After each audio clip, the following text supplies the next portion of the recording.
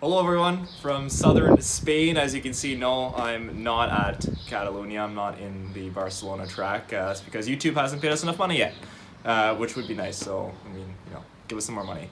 Anyways, but we're here to make my predictions and my analysis on the Spanish Grand Prix. And I can tell you from southern Spain, not a lot of hype going on for this weekend's Grand Prix. I haven't heard too much of it.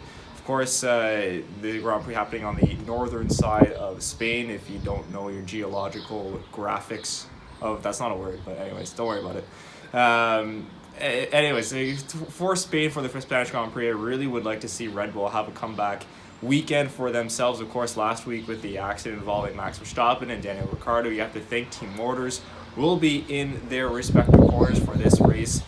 Don't want to see Christian. I'm sure Christian Horner doesn't want to see Daniel and Max have a little kerfuffle once again this week. For Ferrari, I would think that this would be a strong track for them. Of course, they have a very good chassis as well.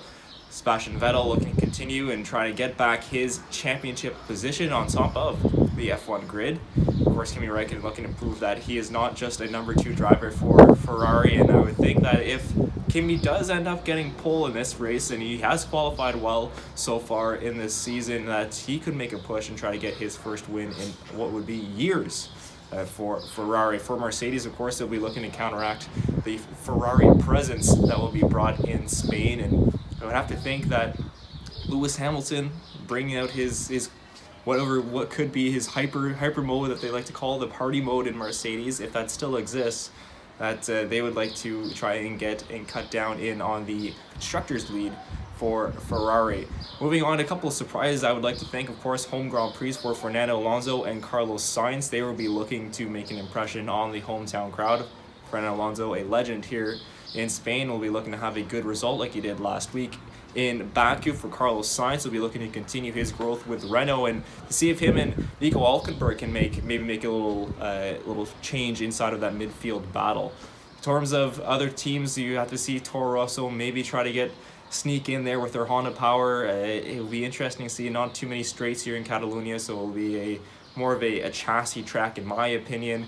Surprise to watch out for myself. I really think that the Force Indias will have to come into their own. I think Esteban Ocon will have a great race. Now let's get into our fantasy predictions. Of course, if you want to join our fantasy league, winner at the end of the season will get a very special prize. Still no idea what that is yet, but a prize is a prize.